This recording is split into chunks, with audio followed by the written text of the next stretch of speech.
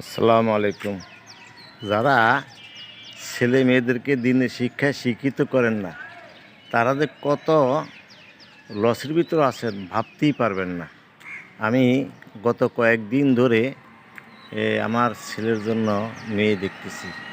তাতে দেখলাম যারা বেশি শিক্ষায় শিক্ষিত, অর্থাৎ সুশিক্ষিত না, কুশিক্ষিত, তাদের সূরা কালাত, নামাজ কালাম, আমল আখলাক সবই নষ্ট।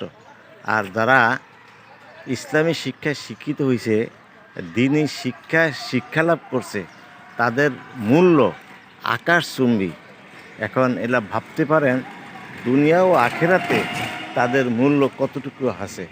এই জন্যই ভাই ও বন্ধুরা, আমি বলি যে বিয়ের ব্যাপারে মানুষ হইল কুরবানি গরুর মতো, আর দালাল বা ঘটক হইল একটা এই বাহনের মতো, আর ফার্মেসি হইল ওষুধের ভালো মন্দ যাচাই করার মতো। তাই ঘটক বা দালাল যে কোনো অচল বা নষ্ট জিনিসকে সহজে চালাইতে পারে, আর তাদের জন্য হইল টাকার বিনিময়ে আপনি ঠকে যাবেন। এই জন্য সবার কাছে অনুরোধ, ছেলে মেয়েকে দিনী শিক্ষায় শিক্ষিত করবেন, আর আপনি দুনিয়া ও আখরাতের লাভবান হইবেন।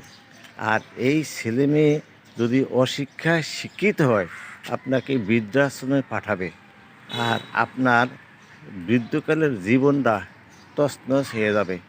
আর সমস্ত জীবনে যা অর্থ সম্পদ যাই কামাইছেন সবই লুটপাট হয়ে যাবে। আবার জীবনে কষ্ট, দুঃখ, লাঞ্ছিত, বঞ্চিত অবস্থায় জীবন কাটাবেন। এই জন্য সবাইকে বলি, দিনী শিক্ষা এমন এক শিক্ষা, যে শিক্ষা আপনার দুনিয়া ও আখিরাতের কাজে লাগবে। এই জন্য আমরা সবাই ছেলে মেয়েকে দিনী শিক্ষায় শিক্ষিত করব। তাদের আমল আখলাক, চরিত্র, আচরণ সব কিছু বদলে যাবে। আব্বা আম্মাকে, পাড়া প্রতিবেশীকে, দেশকে তারা কিছু দিতে পারবে।